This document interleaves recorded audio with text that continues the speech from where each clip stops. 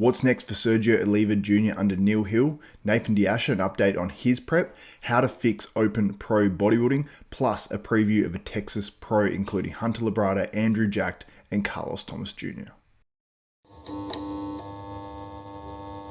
What's up, Desktopers? Xavier Wills here for Desktop Bodybuilding, and we are back for another episode of Bodybuilding University. Today, I am joined by two men on the other side of the planet, as I've really realized that pretty much everyone in North America is training at the moment. This is like everyone's training time, so it's been hard to sort of put together, but I've got Sergio Oliva Jr. and Nathan De Asha, two guys that are really afraid to say anything in the bodybuilding media. Just joking, obviously, but Sergio, man, it's been a while. How have you been? Yeah, not good. But Nathan, I wanted to make sure you caught that he was saying that he tried to get a bunch of other people on, but they wouldn't do it, so he had to be left with us. Yeah. Oh, you guys were top of the list. This will get more views, bro. This will get more views. What's his algorithm? For sure. I definitely can't go live with you guys. It makes me nervous. But yeah, man. That's funny.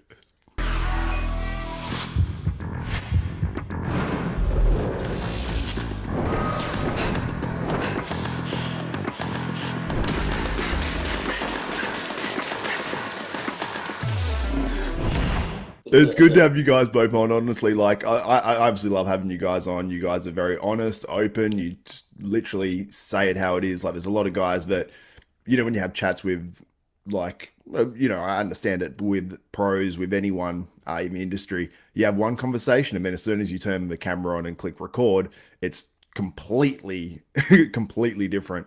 But you guys just basically tell it how it is, and the conversations offline are pretty similar to the ones online, so it's cool to have.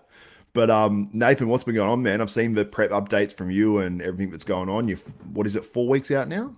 4 weeks, 1 day, bro. 4 weeks, 1 day before we go to double figures, man. Love it, bro. 4 weeks, 1 day. So which show or shows are you planning to do? We'll be doing Italy. We're doing Italy first, which is the Tusami show. Yep. And then we'll go on to do Spain. I think that's in Alicante. And then we'll see what happens there. But I would like to do France. I'd like to do it, but I don't think I will. For other reasons, and certain people need to get to the Olympian and stuff. So, I don't want to lose momentum at a show that I don't really need to do.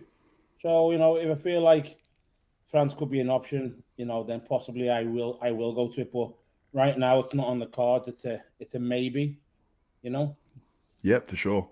Love to see it, man. And I saw the other video, and you were like full as a house. I think it was like 7 weeks out, 8 weeks out, something like that. And then you really come in like conditioning wise to be like, just a little over 4 weeks out, looking really damn good, man. So yeah, I'm super excited for his return. This video isn't the best either, bro. It's on I'm a lot sharper than what it is. It's a weak ass iPhone, I'm sharper than what it was, so I wasn't really too phased in posting it.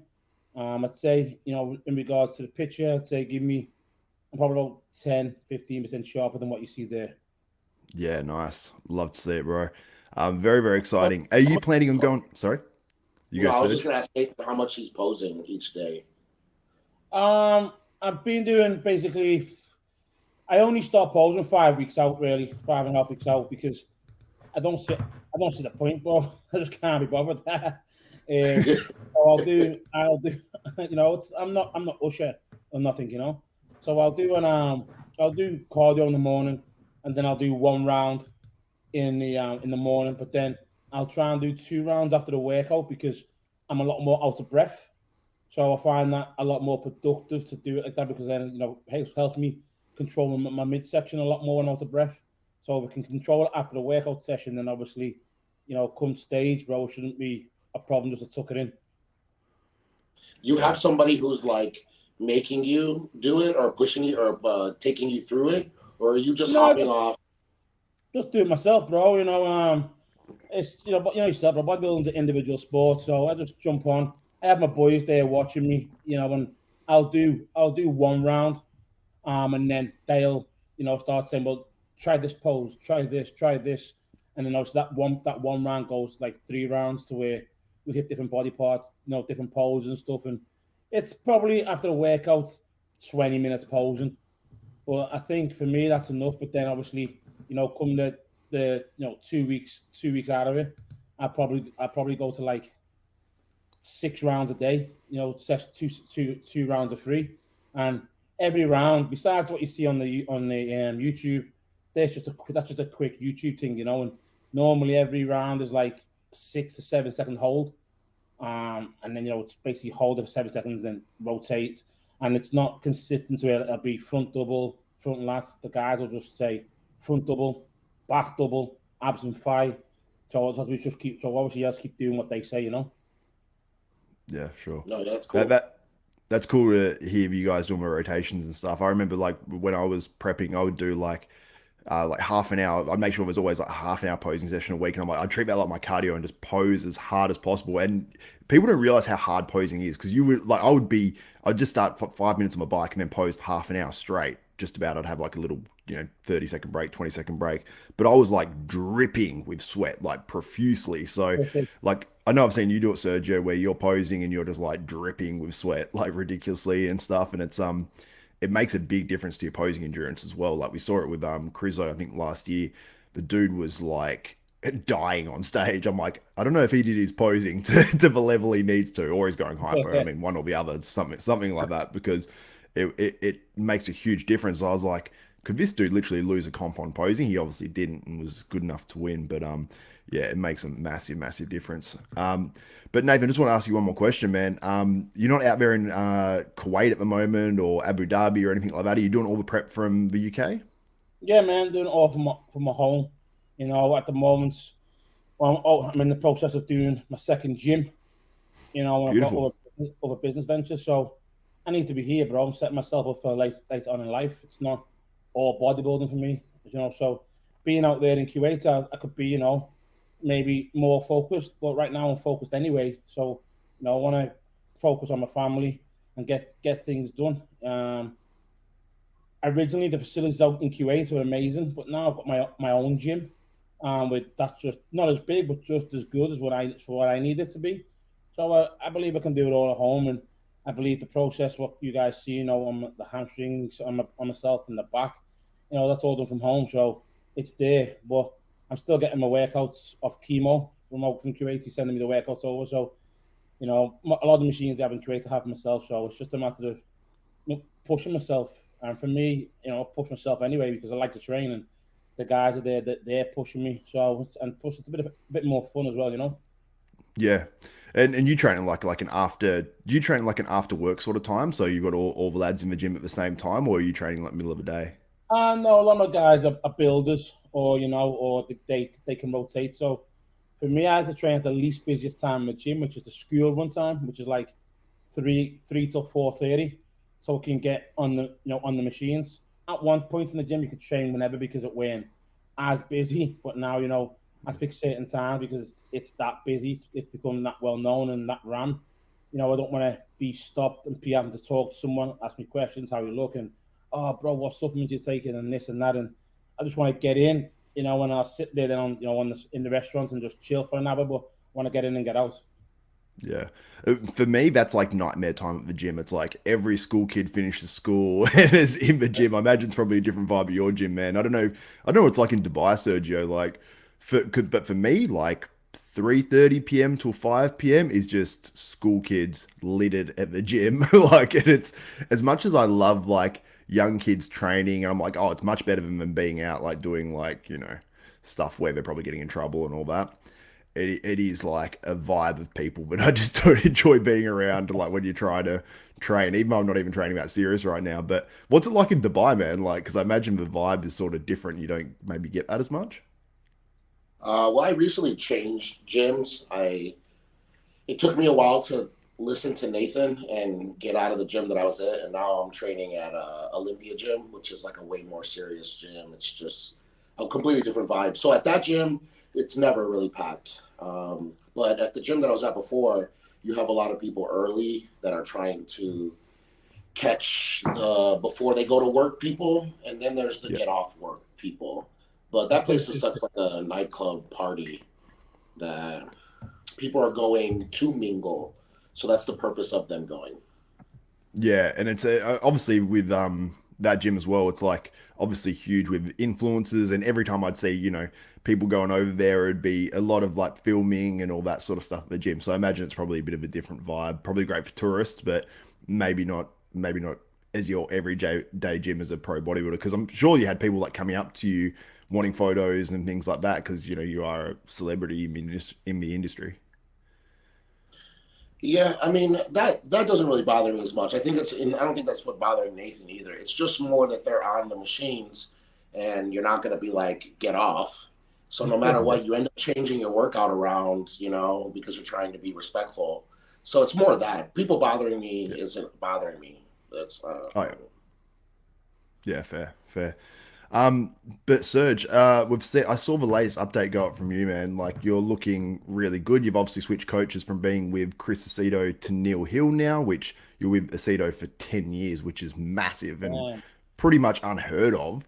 So I suppose like, I don't know if you want to speak on that at all, but I suppose we'll start on that. Like, what I suppose led to the decision of that, because 10 years is a huge chunk of time to be with one coach.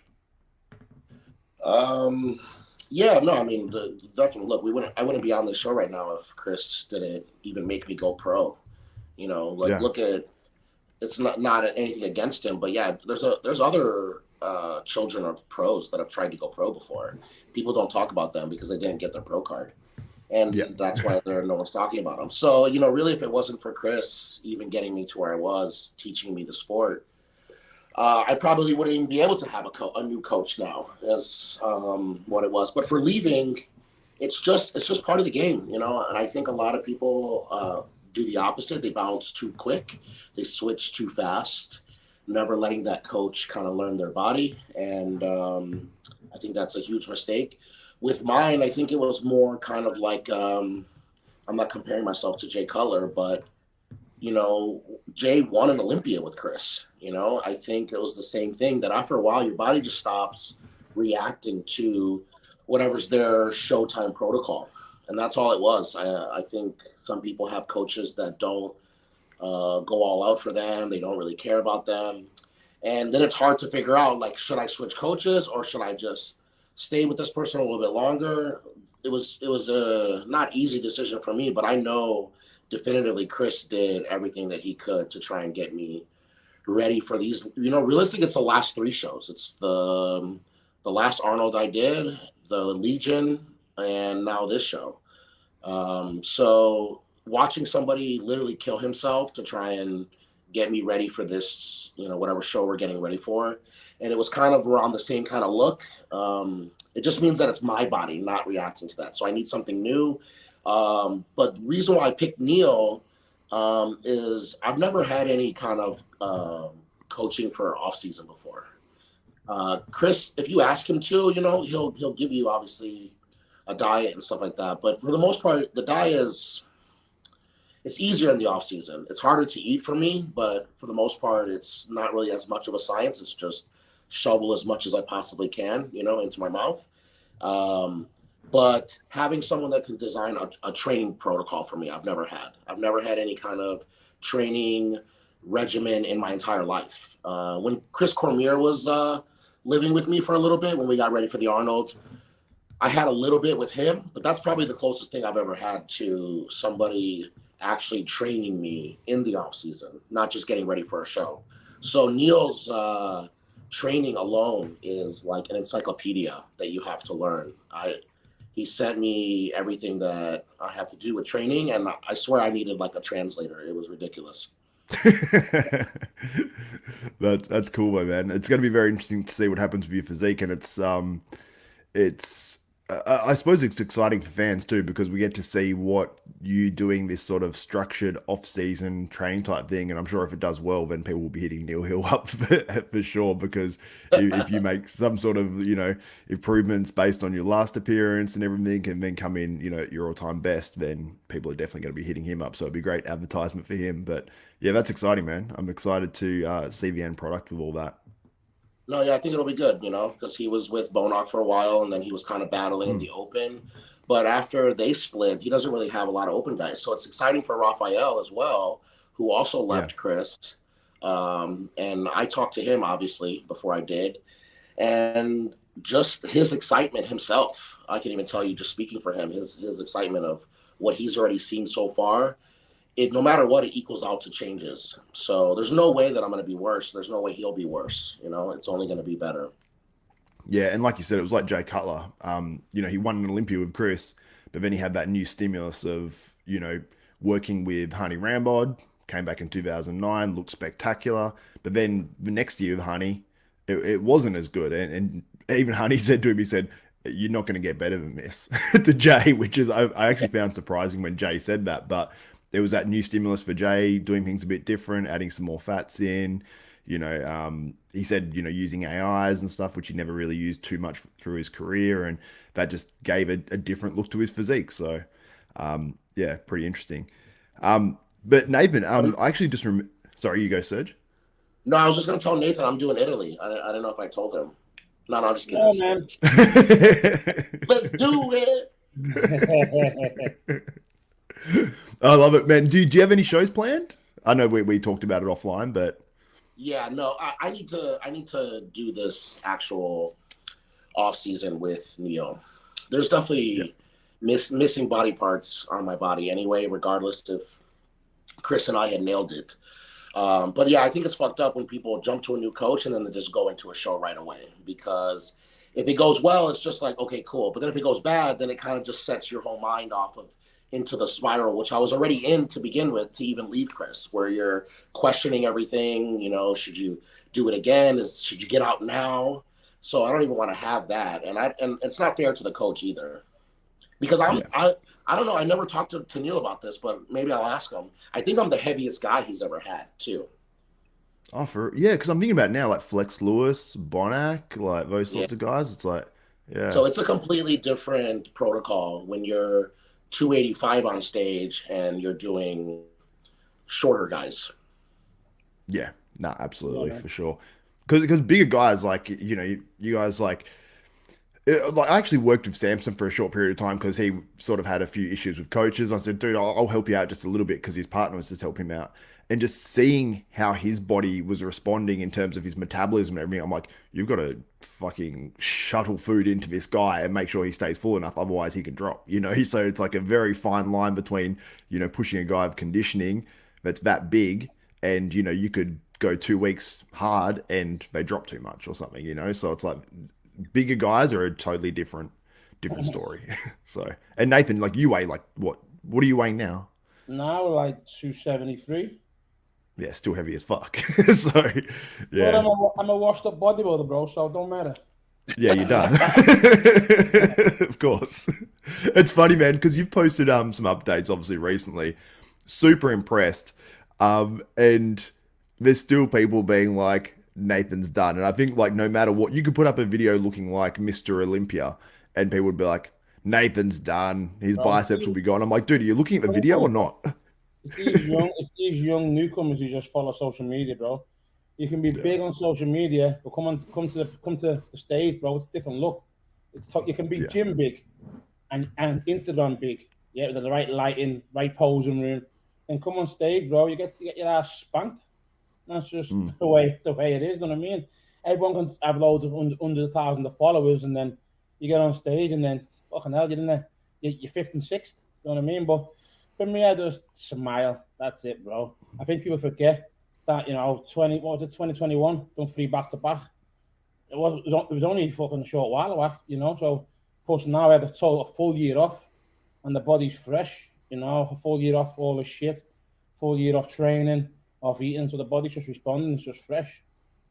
And the biceps as well. All our money. You stole everybody's money that year. They're all pissed. Look at it all, bro. And really, the only reason you didn't even win that New York Pro that you didn't win was because it was like fucking Dexter. Like, there was like a sick ass amount of people in that show. Bro, I forgot. Dexter, Rowley, John De La Rosa, Victor. I think Kuklo. Yeah, Kuklo was there. But they forget that. They forget that. You know, and That's a crazy lineup. well, Yeah, you know how they do like in biblical, it's ADBC. yeah. You just have to do before Nick Walker and after Nick Walker. That's how you can tell the time when people started watching bodybuilding. They're either post Nick Walker or pre Nick Walker. I love that, man. That's a good analogy. Because if it happened before Nick, you didn't win a show. You didn't do anything. I suppose we can launch into it now, but there's been a lot of discussion online about lineups because the Open Pro shit, bro, lines of shit. Yeah, and I mean, shit. Well, there's been obviously lineups of 7 guys. In Toronto, I think it was 6. I don't know if it's Toronto or Vancouver. It was 6 guys. We've seen 7. We've seen 8. We've seen some of them at 10, and you're like, oh yes, there's 10 guys in there, and it's like this. I mean, I followed bodybuilding since I remember watching the live streams that were on bodybuilding.com when I was like 15, 16 years old. And so I've seen the lineups through that age to I'm like 33 now. So for the last 18 years, I guess. And the way they are right now in the Open Pro, like the Olympia is next level. Like the top 10, top 15 in the Olympia is pretty damn good. And I'm impressed with it. But these smaller shows are just not getting the competitors. And when guys are competing, it's like one and done. And people don't care because $10,000 when you guys are prepping and taking another few. Why are you going to... If you're asking me about going to the Olympian and this, right? The IFBB treats it as a business. So I treat it as a business.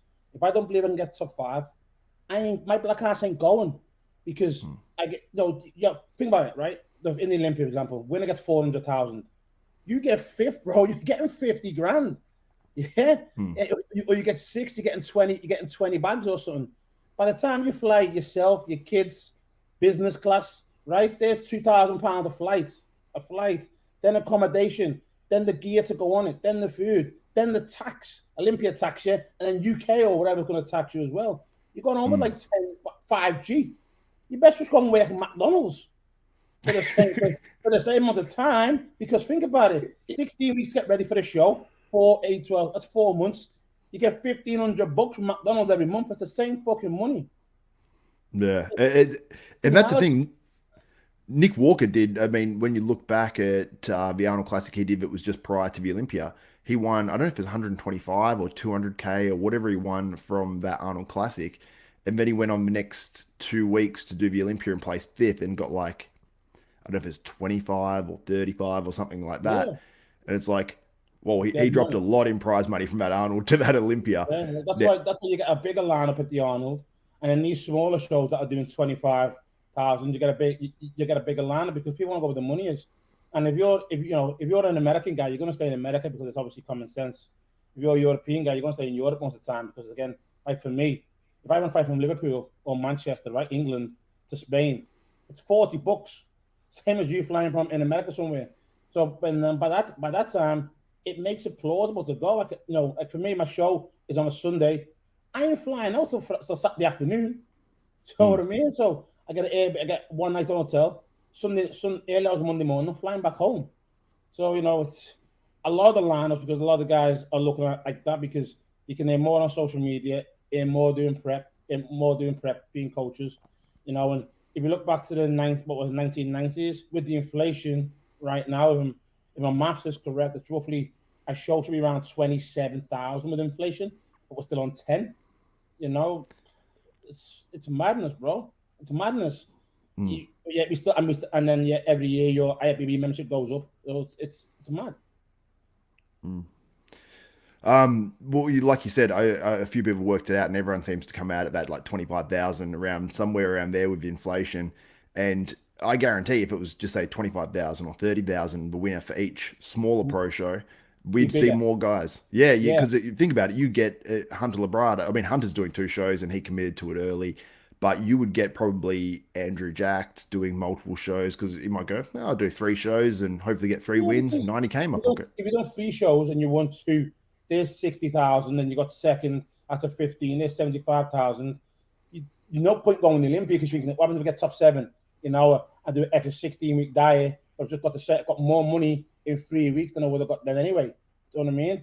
I think a lot of the guys now are more savvy, more smart, treat it more like a business, because business and health and putting the body through it, and the thing is, is it worth it? Because you see yourself, the lineups now are nowhere near as good. Even like 4 years back, 4 years back, right? They were even better. Dexter was doing every show. Rowley was doing every show. De La Rosa, Martinez was doing every show. With in and out, show. And now it's, the athletes are good, but they're not doing it. They're all waiting to the Olympia. And then the guys, I think even better, if you just let the top two guys compete, right? Let the top two guys compete, who get to, let's say Hardy and Derek get 1 and 2, whatever. You just get qualified, and the rest of you don't. Go and wait for your placing, right? And then let's say Nick wins 2 shows, then okay, cool. If Nick wins New York, then he goes to California. The guy who gets second gets the Olympia placing. But then Nick still got incentive to go to California because he knows he can still win. Because a lot of the time you think to yourself, Sergio, right? Like if I win 2-3 shows back to back, are they going to give me it? Are they going to want someone else to go to the Olympia? And that's what a lot of guys think in their head, and that's just the mentality. But where if you knew, if I do 3 shows and you get the second guy qualification, I could win it anyway. So you're going to keep going and going. Well, that's how it used to be. That's how it used to be back in the day. The second place guy would go to the Olympia if the first person was already qualified. Yeah. So exactly, after you do maybe 2, the third one, you're really pushing it. You see? And it used to be top 3 as well for a while that qualified. I remember at one stage it was top 3 in every show, but it was because you wouldn't get so many Olympia competitors because there's a few less shows. Plus also the fact that people would do multiple shows. So some guys would go, I remember Hidetaka Yamagishi tried to do like every show one year. I think he fell short and missed a couple of shows, but he did like something crazy, like 8 to 10 shows. So if he's constantly placing top 3, it means maybe only 1 or 2 guys qualify from those shows. So that's why I think we're having the issues as well. Milos competed all the time, right? So did Chris. Those guys competed all the time, bro. They were when they were in shape, they were competing every week when they could, to get the checks in, And they had those Grand Prix though. The Grand Prix were like back to back, so you really show and then just hold it for a week or 2 and knock out, all of Germany or whatever. Yeah, for sure. So obviously they had that, but then I feel like they'd still even do like an Arnold Classic and then do the San Francisco and do a few shows after that as well. So they'd hit maybe 2 lots of 4 shows in a year or something like that, So they've hit 8 shows for the year or whatever. And then, there'd be some other shows lived through the year, and then some might skip the one lot of shows and then do the shows around the New York Pro or vice versa. So it's sort of an issue. And, I think because I feel like a lot of these shows now, no one cares about the individual show near as much compared to what it used to be like in the past. Like winning a New York Pro was like epic, it was like really a big deal. And it seems like these shows are being trivialized. And if you put a higher monetary value on them in terms of if it was 25,000 for the win, it would almost add more prestige to those smaller shows, in my opinion. And now, obviously, this is coming from a fan's point of view, and obviously you guys are coming from an athlete's point of view, and we're probably leaving out the promoter at this point, but and maybe the federation and how they stand on it. And obviously, if people are still going to compete and it's going well, you're probably just going to leave things as is, if you're not getting any complaints from the athletes or the fans or whatever. But we're hearing this bit of a uproar, and I think I think there's several reasons as to why we're getting less competitors. Part of it's like, okay, the point system's gone. So those guys that are fringe, you think there's going to be some way. Either I'm going to win a show or get points or something, and maybe I'll get to the Olympia. You take that out, then there's a certain amount of guys that are just going to drop out. Like, they're like, I can place top 5, but I'm winning, and they see Andrew Jackson line up and they're like, well, fuck, I'm not going to win that. That's out. So that's one factor, the point system. I think obviously prize money is another one, because if just say, like, for example, think of someone like Martin Fitzwater, who's not competing this year and he's sitting out. If there's 25,000 at each show this year, he might go, well, fuck, I'm going to hit 4 shows. I might win a couple maybe. And then, maybe there's something in his sponsorship where they, half match or give him 10 grand for each win or 5 grand. He could walk away with 100 grand from being on the competitive circuit for that year. then maybe go to the Olympia, maybe get a little bit of money and some exposure. And then that's a very solid year for him. But realistically, now if he does it and does those same shows and everything, he might walk away with 30. So it's like 100 versus 30. It's like that's going to change his motivation to actually compete. And he's like, well, stuff it. I'll take the year off. Maybe I can come into an Arnold or an Olympia with this extra size, and I may as well just take that time off, focus on my socials, focus on my business. When if pros are able to make money in bodybuilding as a business a bit more, then it's going to incentivize them to compete more. I don't know what you guys think. What do you think of it, Sergio? What do you think of the major reasons? Do you think it's the money, or do you think it's the point system, or what do you think it is? I think it's accumulation of there is more shows this year. Yeah, true. But also too, I've been talking about this theory in bodybuilding for a while now, like at least 4 or 5 years I've been saying it. If you look at the pattern of every show where it's stacked, the next year everybody's like, fuck, I can't win that show. And then everybody thinks that and nobody enters. And then you'll have a super weak show and everybody thinks that. So the next year it's stacked. And that's how a lot of shows are, where it's like, oh shit, the New York was stacked. And then nobody shows up and Blessing wins. Like, I don't even remember who was in second place. Charles Griffin. It was pretty much a clear top two, but then it started to really drop off. Was that New York? Because Charles won Chicago, right? That year, right after. I'm not sure. That was a two-person as well, too. And I think the year before that, I forgot who won it. But either way, look, you'll notice it now that I say it. Every show that's like, because that's what happened when I did the Arnold. When I did the Arnold the first time, the year before it was like Luke and I forgot, maybe Bonac won. Yeah, Bonac won. And then the next year was Dexter, Rami, Bonac, Cedric. It was like 4 Arnold Classic champions, 3 Mr. Olympias. And I'm not saying that they were like, oh, that show's weak, I'm going to hop in it. But it does when you think, oh, who won last year? Yeah, but the money. Yeah. Exactly. I remember the year that when I think Ben Pekulski got second at the Arnold. I think maybe Cedric won that year. I can't quite remember. But I remember that overall was a weaker Arnold lineup. The next year it was way better. So I think there's something about that theory, man. Definitely. When Cedric won, it was with Dallas. Was that year? It was Cedric and Dallas together. Oh, I can't even remember, man. I can't remember how the lineup was, but yeah, it was somewhere around then. But I remember like the next year, the lineup was like way bolstered. You know what I mean? It was exactly. Dramatically different. Nathan, what do you think of the main contributing reasons? Do you think it's the prize money, the point system, the amount of shows, social media? What do you think it is? I think it comes down to, like Sergio said, accumulation of stuff. I think a lot of guys think of the prize money, and then obviously who was the previous winner and what it was for. So it comes to a lot of things, and I think it's the person's mentality, because like Sergio said, if the lineup was stacked last year, and it was like Andrew Jack won it or someone thinking, fuck that, it's not worth me going for, so they'll plant something different. And then when they realise the dead lineup, I should have jumped in it, but then you can't because you're not ready. So a lot of guys should be ready. If you've got like an accumulation of shows, like 4 or 5 back to back, get ready for the first one. See who comes in and just pull the trigger. We always be like a week or 2 out, and if no one's signed up, just jump in the show. I think and a lot of the guys are making more money again outside the sport, but they're using the sport as a platform just to keep the name around and more efficient as the IFBB Pro for their other businesses, and that's just the way that's why it's coming to. Because not saying the league is as weak as what it was a few years back, but it has been a bit stronger. And like I said, the Olympia is a good lineup, but then you can see the drop off from like 12 to everyone else. The drop off's massive.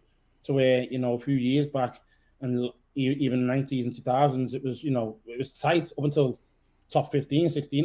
It was still fairly tight, Yeah, no, absolutely.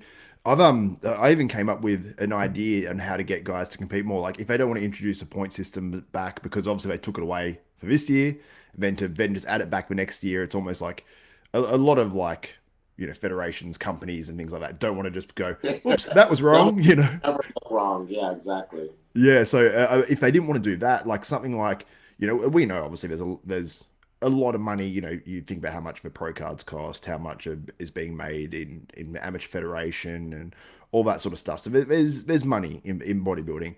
Yeah. If there was just say 250,000 put up for the open men's bodybuilding, where it was like almost like the top 10 points getters for the year, just say they have like each shows, just say 25 points for the win, 15 to 10 for second, and then just goes down to top five, get a certain amount of points, and they can call it like the World Bodybuilding Tournament or something like that, or the bodybuilding tournament system or something. So then the end of the year, the winner of that gets 100K, second place gets 50, third place gets 30, and then so on down for like a top 10. And then you'd have guys, I think, going like, just say Ian Valier, for example, who did Toronto and won it, I think it was.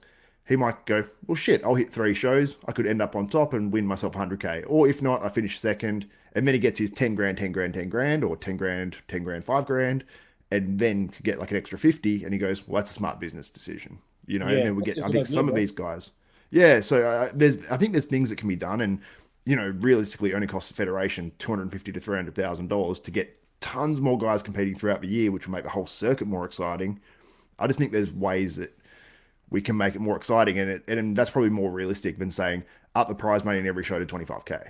Not even that. You know what I mean? Also, you'd see the league changing, and then then if let's say let's say the last show is fucking Prague or something, and Ian's on 60 points and I'm on 55. I don't want to compete. It gives you a thrive and a motivation to compete, right? Thinking so, fuck that, I come away with extra 100 grand, and that's a good scenario, because a lot of the lower guys are thinking, well, fuck the Olympia or whatever. I'll just aim for these. I could walk away with so much more money. Yeah, exactly. So I think something like that would be a good idea, and you could probably get a sponsor or a couple of sponsors to put up that amount of money. You know what I mean? Like, you could say, this supplement brand, and then just post about it on social media all the time and give them that promotion through the federation.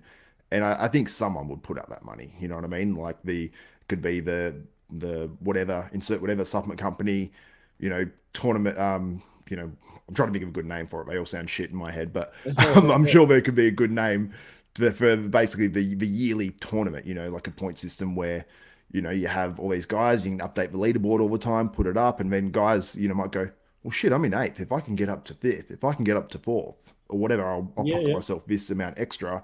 And they might do, instead of doing 1 show for the year, they might do 5. Yeah. And it just bolsters all these lineups. And I just think that would be... Bro.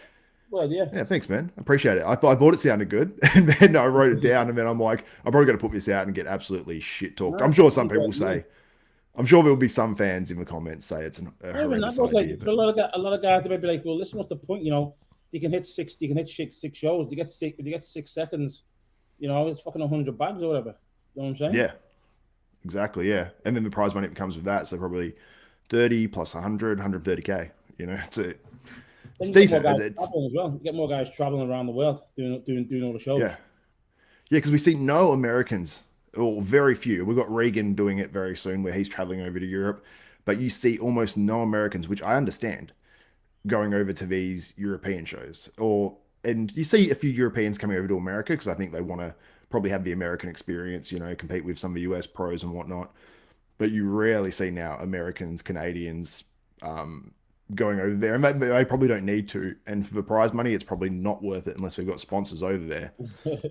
But I would love to see it. I'd love to see, more of the European guys go against the US guys. So. And also too, no one's really going to talk about it, but nobody's trying to travel and get sick. So that might be over with, politically, but no matter what, there's still chances that now you're going to get sick more than you were in the 90s, let's say. Yeah. So am I going to go travel all the way over for a show, or just wait a couple weeks and then there's one in my backyard? It's kind of common sense. And look, we all do this too. We don't do it as in like we're scared of anyone, but we definitely know who's going into the shows that we're trying to do, either by asking our fellow competitors, figuring it out, whatever it is. So when you can find out that there's definitely less people in a show in your backyard, which is what I'm sure Hunter did, he's in Texas. It's not like he has to travel, for this show. But look, at the end of the day, it's like what Nathan said, it's a business now. And for whatever reason, it sounds really cool to put Olympian in your bio, and sponsors believe that that makes you somehow, you know, an actual Mr. Olympia. And it's just something that, you know, it adds worth, whatever it is. So if you can get in, get that qualification and go to the Olympia, you're going to be making, like, if you have a clothing line, if you have any other other side businesses, you're more worth to them now because you are whatever amount of times going to the Olympia, you know? So it's just a business now. And yeah, nobody's trying to travel, get sick, take that chance. And then what, you lose, then you get, what's second place? 5,000? 503. Yeah, Imagine, but look, like what we're talking about, there's a bunch of men's physique and classic guys listening to us get mad about $6,000 and 5,000 when I think they win 5 for first place. Yeah. Yeah, if that, yeah. It's crazy, man. It's crazy because that's the thing that's blowing my mind. I think because classic physique is new, that no matter what, like a lot of the pros, like we know how many classic physique guys are getting pro cards. So it's on the pro level in these smaller shows, you're seeing some guys that, you know, you go, you're pro, you know, like it's like, but there are still plenty of good guys. Don't get me wrong. There are plenty of guys that are, you know, winning these shows. That? And nowadays you have to say that because there'll be one guy that's like, oh, you said the open class is better. I hate that. Yeah. That's the worst part about anything like live or talking. You say something, you're like, but I just want to clarify, I wasn't saying the whole fucking class sucks. I always try to, because I think if I was one of those athletes I just want to show, I'd be like, hey, motherfucker. I know. Especially you. Like, come on. Your men's physique boys would eat you up. I almost got my pro card. But it's one of those things where it's like, I remember, like, you know, when I got into the industry, a pro card was like, if someone had a pro card in Australia, which was a very rare thing, because it wasn't like you win the nationals and you get a pro card. It was like you had to apply, and it was very, you know, with the former regime down here, it was like, it's impossible. I mean, I got told, I want to show which was. Who do you mean, Xavier? I don't know. I got told that, well, I actually did a show which was a world's qualifier, like IFB world's qualifier, and I won it. I won like the classic bodybuilding was it was then overall, which qualified you to the worlds, and then you still had to just email and get approval. Emailed and said, "Well, come do the nationals and we'll let you go." And I'm like, damn. What the fuck? And I was like, don't worry about it. I was just like, nah. So I didn't bother doing it. But I had my, you know, the guy that put on the world's qualifier, he was going to pay for my flights and all that sort of stuff. And they're like, we'll let you go if you do the nationals too. I'm like, so I have to do 3 contest preps in a year. Nope. Like, not doing that. You had to travel from one side of Australia to the other to do the nationals. I'm like, So yeah, it was very, very different back then. But if you were a pro in Australia, you were like, oh, like, you know, you'd see that person in the gym or whatever, or hear about that person, go, oh, they're a pro, you know, like, oh, like it was like a big deal. And now it's like very different. Yeah, it's wild. It almost upsets me and annoys me how it is. I mean, at least in Australia, it's a little bit more exclusive. Not saying that we should get near the amount of pro cards that the US get, but at least there's 2 shows a year where one bodybuilder, one classic guy, one men's physique guy, one from every division, you know, so 2 pro cards for every division are given out here every year. So it's a bit more exclusive. But the US, you've got North Americans, you got the USAs, you got the nationals, you got the amateur Olympia, you got, you know, probably a junior nationals in a lot of classes apart from open bodybuilding. These people are getting pro cards even sometimes second in their classes. So you can, I don't know if it's the nationals or the USAs, where you have super heavyweight, heavyweight, light heavyweight, all these classes getting 2 pro cards each. So it's like, wow, 12 given out for bodybuilding at one of those shows. It's like, to me, that's crazy. When back in the day, it used to be the overall winner, and that was it. And I don't think it should be that, because obviously we're getting great guys and we've got the 212 and all that sort of stuff. But it's almost like you can't put it back in the box now. Like, now you're giving out so many. If you said, okay, next year we're only giving out a quarter of the amount of pro cards, imagine the drop off in the amateur bodybuilding scene. We're like, well, I'm not competing this year because it's so much harder to get a pro card. So, but I think it can be at least take away second place for some of these divisions, and you know, the open as well. You know, it's to me, that's crazy, because it's sort of, in a way, I think it bastardizes the pro card sort of thing. You know what I mean? Like, and I feel bad for you guys because you guys are. Now I was going to say legit pros. Now that slaps in my face. A lot of people are pros, but you guys are. You still said it. You still said it.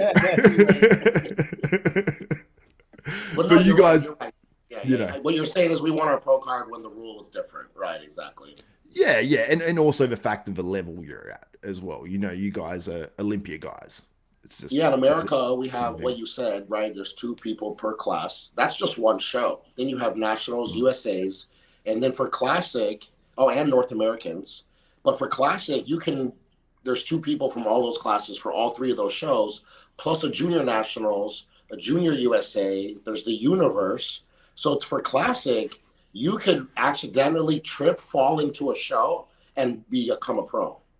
You didn't even mean to do the show. You're just walking across the stage, and there was actually only one guy in there, and they give it to the top 2, and you can get a pro card. I know someone who literally accidentally entered a show and won his pro card in classic, in a junior show.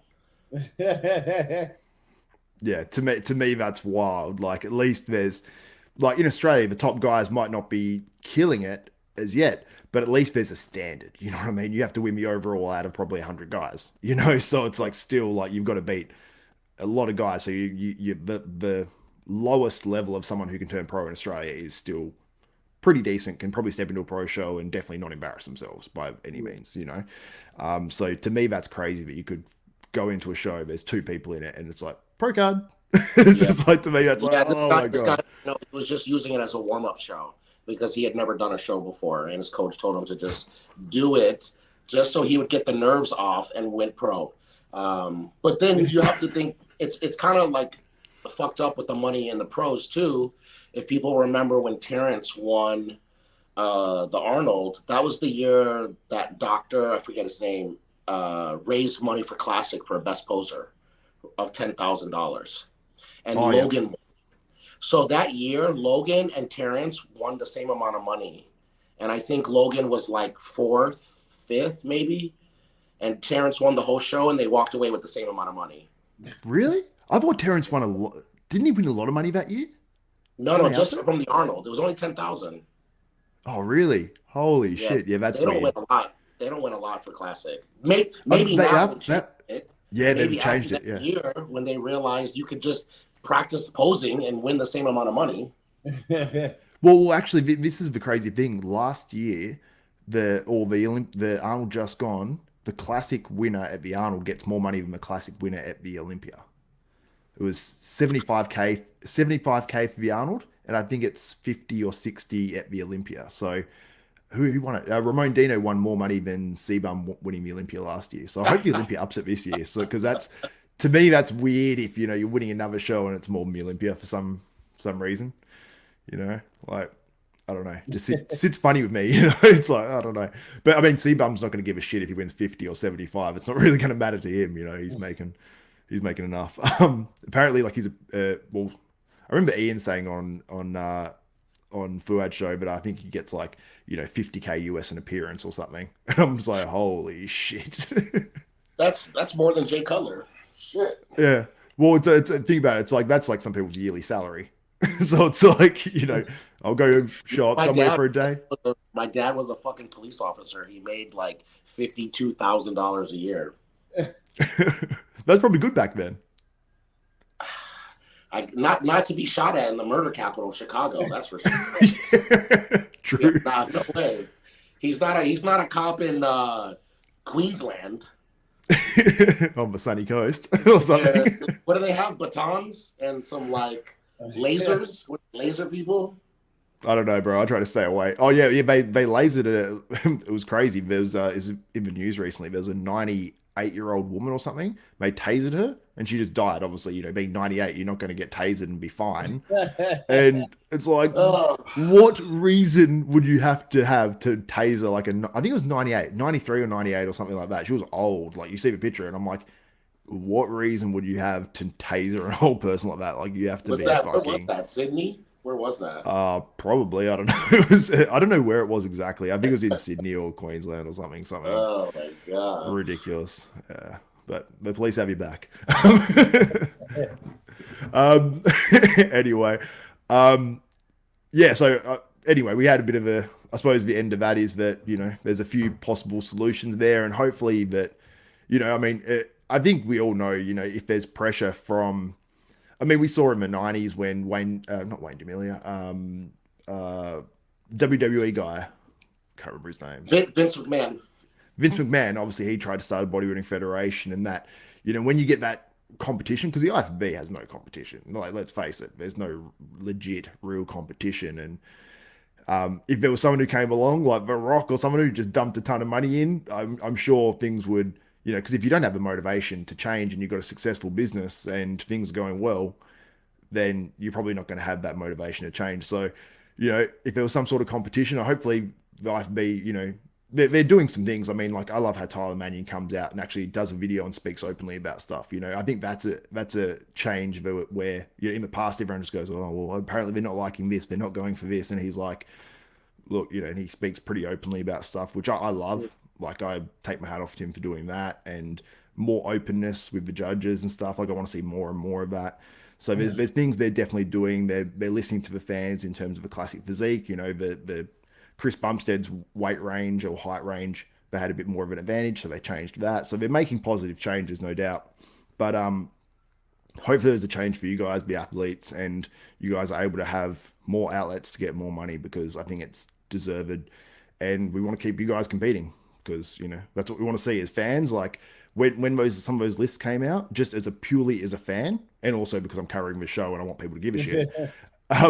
Like, I'm like, fuck. And I'm like, if I know I'm going live and I'm getting up in the middle of the fucking night and paying $40 US for a live stream, I want to know there's more than six guys doing it. Well, I didn't even know no one in the lineup, and off the lineups. Yeah, and that sucks. Yeah, like, you're looking like, who the fuck's that guy? I'm going to just Instagram, see if it's any good. Yeah, exactly, man. But I wanted to quickly discuss this upcoming Texas Pro and a few of the guys doing it, because that's only a week from now, actually. So yeah, coming up really, really soon, and get your guys' opinion on the potential top three, or at least the top three guys everyone is talking about. And I'll pop two of the guys up on the screen. And we've got Hunter Labrada from the past weekend's Tampa Pro, and Andrew Jacked from the 2023 Arnold Classic. And I want to discuss these two guys first before we discuss Carlos Thomas Jr., who did that guest posing at about 4 weeks out of the Texas Pro. I want to go to you first, Nathan. Out of these two guys, what do you think? Because, I mean, everyone's sort of putting up their predictions, and, if fans are so passionate one way or the other, it's like you get people saying, like, Hunter's going to smash Andrew, and people being like, you guys are idiots if you think Andrew's going to lose. And it's like, fuck, like no one can win.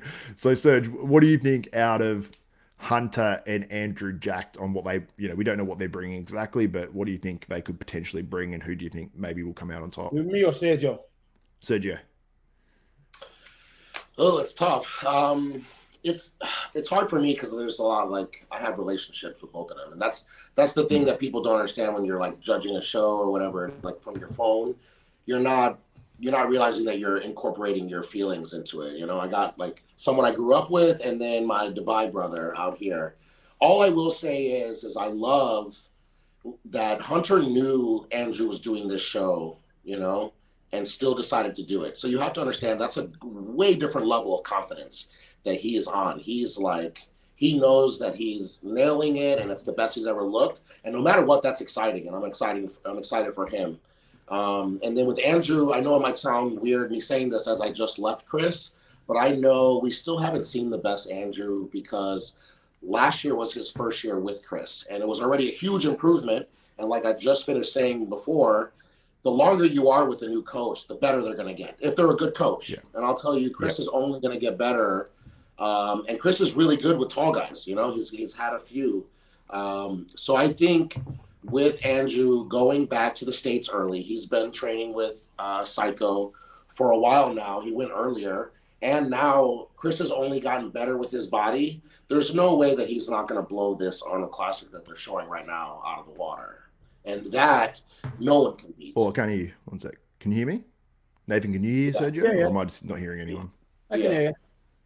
All right, 1 second. I don't know what just happened to my audio. even this comparison Nathan, that can you're you? showing, this is the only downside to social media is What's going in on? this comparison. Look, they're the same height. Andrew's way taller than Hunter. So on stage, that's just going to be a tough thing to beat. One sec. I'll just quickly leave and jump back in. One sec. You guys can keep talking or just. It's okay. We'll wait till we host get the show. back. We'll host the show for you. Don't worry. We'll wait for you, brother. We'll wait for you. Don't worry about it. Well, that was a quick one. So Nathan, tell me, what's the secret to getting big muscles? Don't know, bro. Comes in a little orange bottle, bro. Little orange bottle. But no, hey, for real though, congrats on the gym though. Is it going to be? You said it's going to be a little bit smaller than this one, or the same size? No, this one's going to be twice as big. Twice as big. Fuck, yeah, bro. The one I'm in now is 10,000 square feet. The new one is roughly 25,000 square feet. So, a size and a half bigger. Yeah, man. Just gotta keep pumping it out, bro. Get ready for retirement. No, when you're washed, doing your own gym is the dream of any bodybuilder, but I think once you start doing it, people don't realize how hard it is to actually do a gym, and then the amount of money that you can really make out of it is so crazy that you're really just doing it because you actually love it. People take the money, it cost maybe a couple of 200,000. Like, bro, fucking hundreds off to get a good gym. Like yourself, bro. You're seeing the fucking Panata prices, and then you go to Prime, and then you go to Atlantis, and then just keep getting more extortionate, bro, in the lead time, and then you're putting things off. It's a fucking nightmare. Are you guys still going, or did you just go off topic? Oh, cool. All right. So I don't know how you got onto gym chat in that time, but Sergio, sorry, man. Literally just my audio cut out. So what were you saying when it cut out? I don't know if you can remember.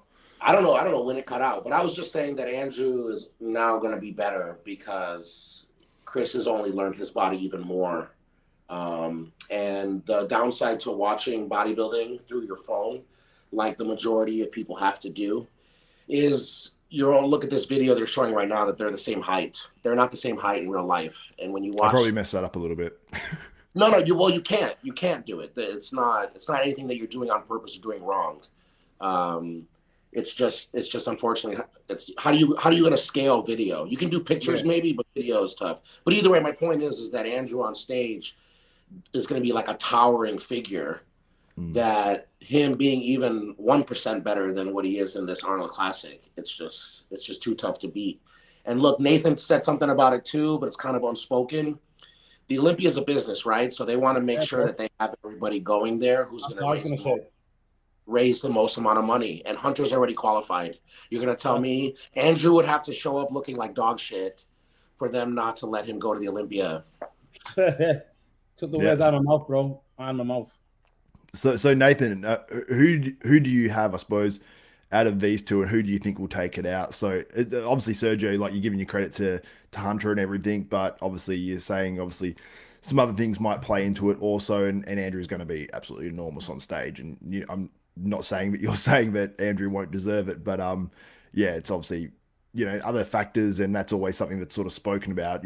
If this guy's not qualified, will they let the other guy sort of win? And there's people have debated that either way for a while, for sure. But I'd love to see, regardless, the best guy win. But I obviously want to see Andrew at the Olympia too. But I also there's another guy who I want to see at the Olympia too, and that's Carlos Thomas Jr. But Nathan, out of these two, who do you have winning? Well, Andrew has far the more dominant physique, right? He's like, Hunter's nice, but Andrew just takes the piss out of it. Getting next to each other, when a lot of the shows you've seen yourself. It's not just on condition, it's on shape as well. Shape's the main thing. But for me, it's bodybuilding, right? So it should come down to muscle mass, condition, and then shape. But a lot of shows now are based on just shape. And that should be the classic first criteria, right? But even at this Arnold, right, Andrew beats Hunter. And even Sergio was saying, Chris is gonna have him better. So I can see it being Andrews. Even though Hunter's his best ever and he looked phenomenal last weekend and his confidence should be through the roof, I just see Andrew has a far, more streamlined, nicer looking physique. And plus, bro, you're gonna want that. You're gonna want him you're going to want him in the Olympia regardless, because where's he going to go then, right? Where's he going to go? He's going to have to go somewhere else and do something else. It's a business, and you're going to want him there. But then the downside of that is then Hunter's stock. If Hunter gets beat, his stock falls massively. And then I don't know Hunter's a person, but I reckon his head would fall off. If Andrew beats him, going for the Olympia, your head's going to fall off, because you just come in your best ever, right? Your best ever look last week, and the guy comes in and just beats you, and you're at your best. Your head's going to be like, what the fuck's going on? Where do I go? What do I need to do? And he can't do nothing better because he looks phenomenal.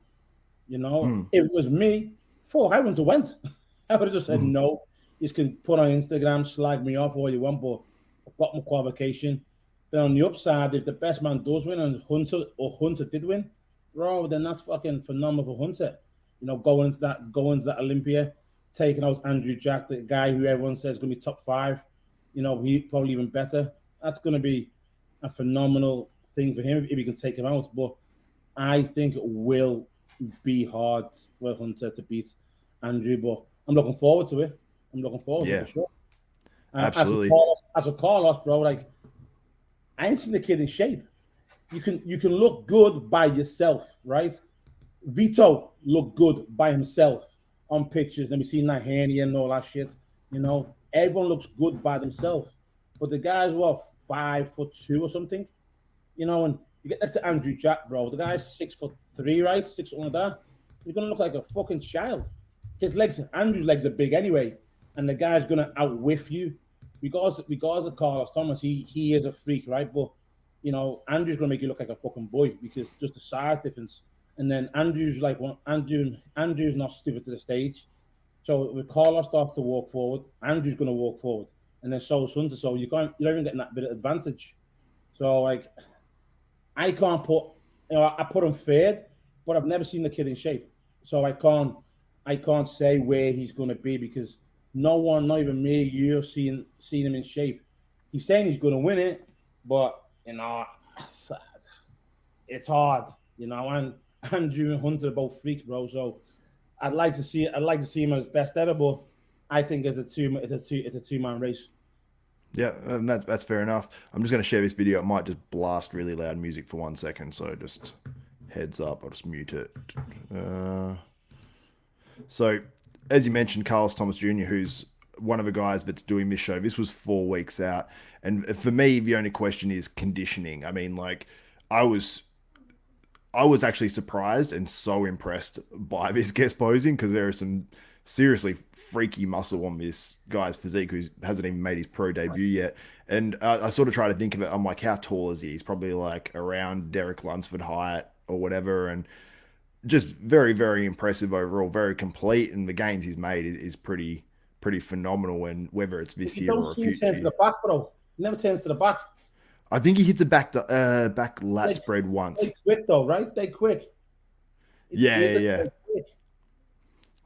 But the legs are just so crazy. But the conditioning is the only thing I'm worried about. And obviously with his health condition as well, he's got ulcerative colitis, which, I don't know if you guys know, but it can play havoc with your physique. You can hold a ton of fluid. I know people that have had or have ulcerative colitis. And, someone I know that had ulcerative colitis or has it, and they sort of sorted out some of their issues. They said they dropped sorry?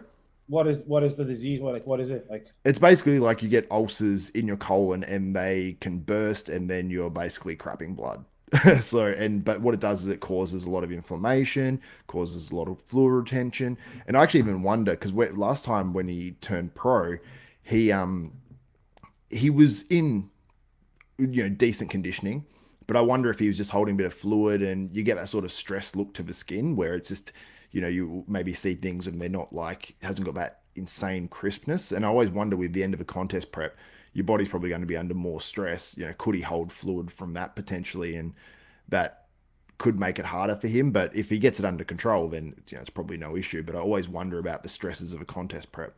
But Justin Shire even had a bit of it prior. I think it was prior to his prep or at the early stages of his prep, where he was going to the toilet and blood was just coming out as well. So he said he had sort of the beginnings or potentially something that could turn into ulcerative colitis. And Yeah, so it is something that's pretty serious. Can increase your risks of cancer of the colon and all that sort of stuff as well. So hopefully he has it fully under control now. He's working with Andrew Vu, who I know takes at least that health side of thing into perspective.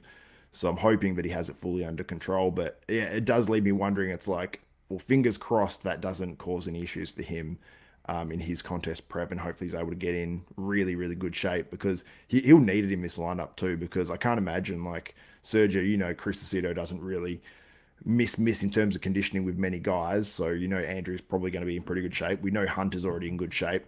So it's like Carlos has sort of a high standard, and at 4 weeks out, I was like maybe he's a week or two behind conditioning wise, but we don't know how much fluid guys are holding. So Sergio, I know Carlos. I remember you mentioning a while ago when Carlos was probably going to do in New York. You said Carlos is your boy and everything, but do you think that Carlos can win this show? That's the cool thing about Carlos. Like if you just kind of like imagine that he was like, nails shredded, he would beat Andrew and Hunter, which is crazy to think about. Like this guy could be Mr. Olympia if you just kind of squint your eyes and pretend he's just shredded to the bone, because you've never even seen anyone like shaped like that. I think that's why it's just so crazy, grabbing everyone's attention. But really, he's been like that for a while.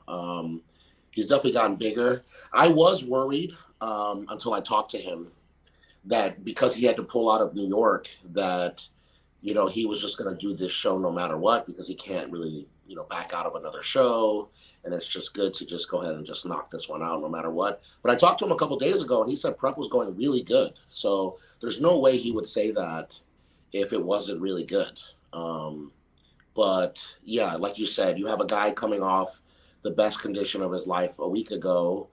I think Hunter's going to be better. I think Texas is so important to him and his family that he's probably training this last week harder than he did going into Tampa, low key knowing that De La Rosa was going to be his biggest competition. So I think Hunter's going to be better. Andrew's going to be better. And yeah, there's just no way anyone's going to beat that. Yeah. No, fair enough, man.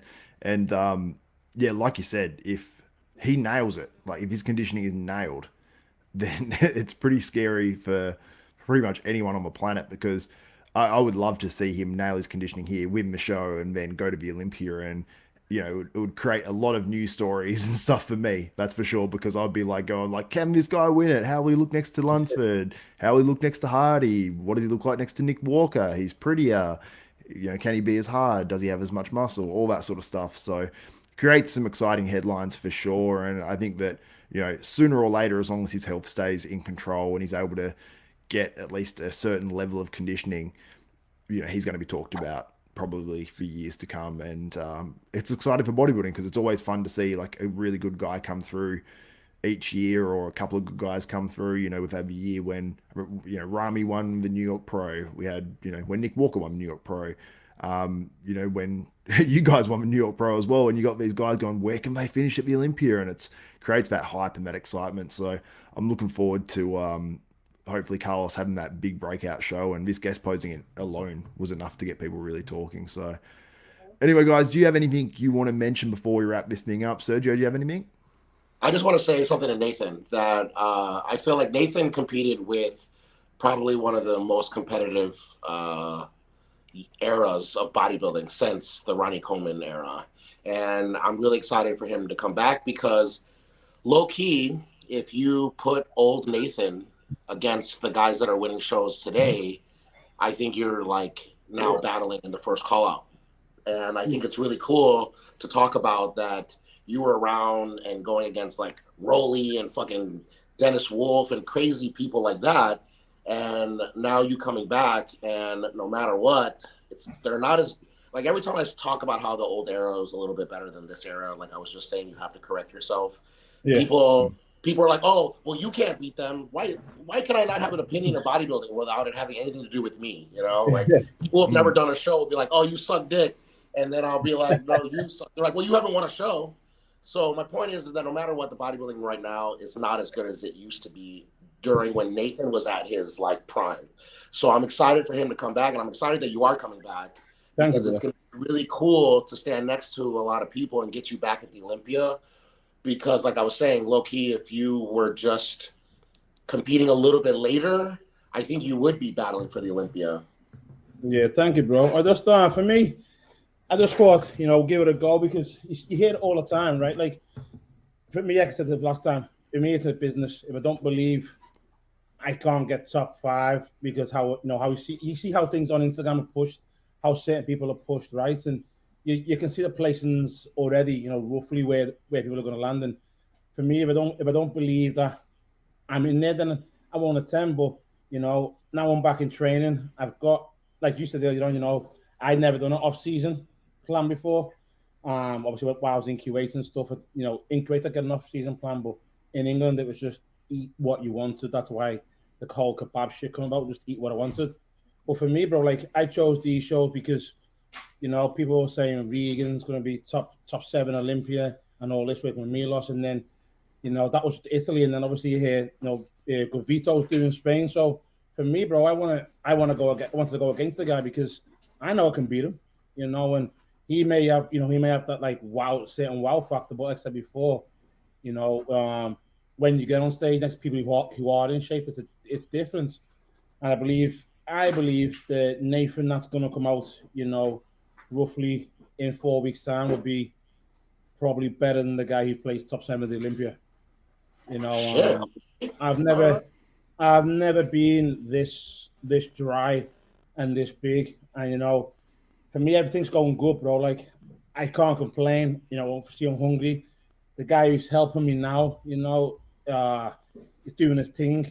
People keep asking me, and people want to put on there who's helping them, but I don't give a fuck. There's no reason to tell people. I have no reason to give people clickbait and who's doing this, who's doing that. Let people talk, right? Because if it messes up, they'll blame him. I don't want no one to blame that person, Blame me if it messes up, not him. But when we win them shows, bro, then everyone will see what's going on. But, bro, I'll be roughly, my heaviest, when I got 7th, I was 230 something, I'm going to be like high 250s, I think, at this one. But for me, a 5'8", pretty heavy, right? So I want to go for the inside out look, right? Even though I know I'm a black guy, you can't take, you can't take that fullness away from us, regardless of what we bring. So the plan is to come inside out, bro, because I'm an old-fashioned bodybuilder. I love condition, and you don't see it much often. You see, Nick Walker was inside out this year.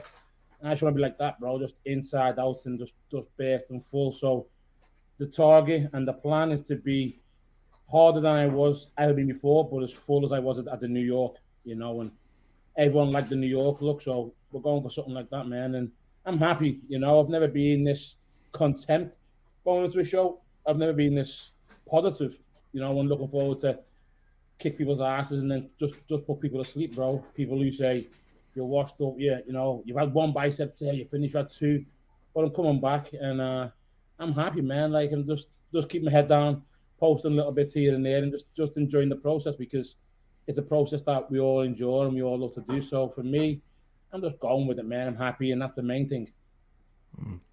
Man, well, your surgeon's definitely done a good job because, like, if you hadn't told me you got bicep tears, then I would have no freaking idea. Man, they look huge. So I'm like, wow. Because man, when you said you tore that second bicep, I was like, fuck, that was sucks. on the podcast, and none is even new, bro. I was on this, none is even new. My arm is down here. Yeah. Well, yeah. Well, like sometimes you keep being secretly, and sometimes you just you burst out. Yeah, I tore my bicep. I'm like, well, bro, it's good because I never had the year off, right? I've never been bodybuilding for like Sergio for years and years, and I've never took that time just to, obviously I live life, right? But I've never took the time off of not training, and I just feel fresh. My knee joints were all battered last year and fucked up. Now they're fresh, my body's fresh. My mind's just hungry to go for it and to see what I can do. Because like everyone knows to do a 6-week diet, right? But this time, bro, it's a 16-week diet that I've done. It wasn't like a massive drop. Obviously, I went to IB for a party a little bit, but it was a smaller decrease. And the process has been hard. I won't say it hasn't, but it's something different for me. But you know what? mentality-wise, bro, I'm happy, and the people who are pushing me, I'm in the right circle. So, like seriously, man, I'm just happy to get back there. That's it. That's the main thing for me. We can still clickbait it, man. Who is Nathan's coach? Let me know in the comments. No, I'm joking. Yeah, But because, a lot of the new guys who, like Sarah said, I've not seen the Nathan. He's not been around because I missed the year competing, and they forget the year before that you were in 3 shows. The mind's very small. They think you haven't been around for 6 to 8 months that you're finished. But I'll show them finished, bro. I'll show them finished, and see what they say then, right? See you fucking slide them in my DMs then. oh, you'll still get it. You'll still get it.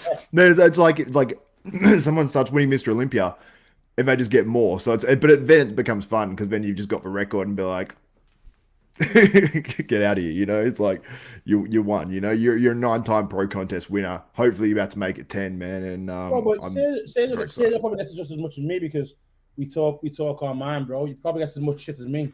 And when you give shit back, they don't like it. They give this whole you're IPB pro bullshit to you, and you can't say nothing. I'm like, fuck that. You want to hide behind the computer screen and give me bullshit. I'll give you bullshit back. And then they try and screenshot it and all that bullshit. So fuck them, right? We just do our own thing and we just crack on. But when you hit the feelings, bro, when you start taking Olympia places, it's a different matter.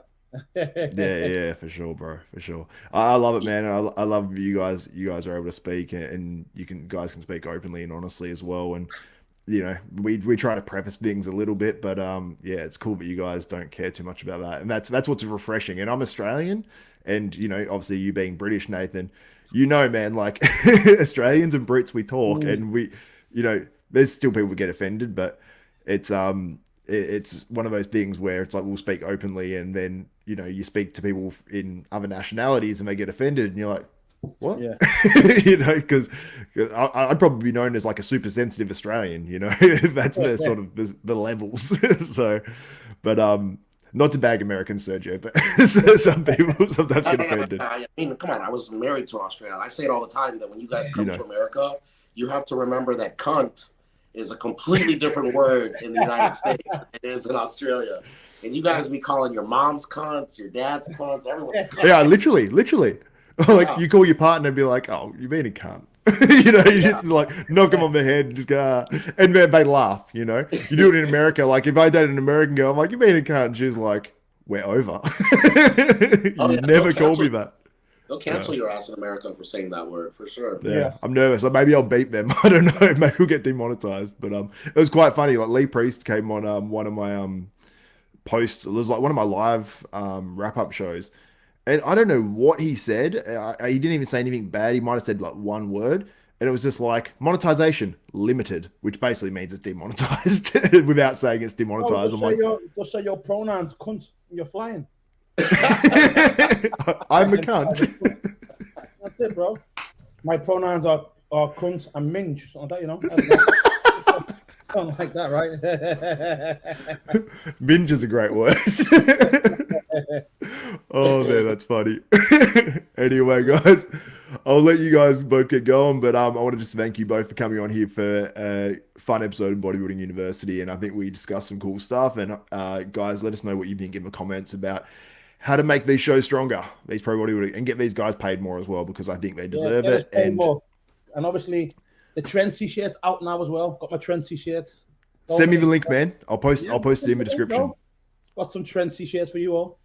Yeah, beautiful. Yeah, we'll post that in the description. So if you want to buy some TREN t-shirts and all that good stuff, and I'll link up your guys' social medias and all that sort of stuff in the description below as well. So thank you, Sergio and Nathan, so much for coming on Desktop Bodybuilding once again. We'll have to do it again sometime, and hopefully get maybe some of these guys from the US as well, because and I'll sort it out in advance, because it is hard to nail down times around 1 to 3 p.m. in America, because that's apparently when every single pro bodybuilder trains. So anyway, guys, thank you so much once again for coming on. For Xavier Wills, Sergio Oliva Jr. and Nathan De Asha, we are out.